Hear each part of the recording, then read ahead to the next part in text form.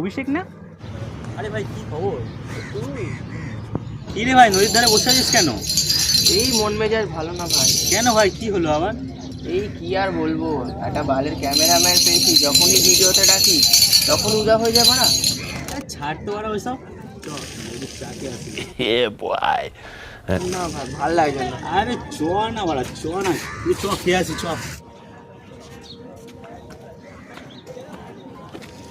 আরে ভাই চ চা ফা খেয়ে আসি। আরে ওটা শান্তির ছেলে না? কই কই? ওই তো ওই তো।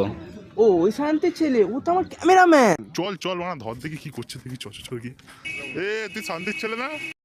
লেকিন এক সেকেন্ড, কি করছে?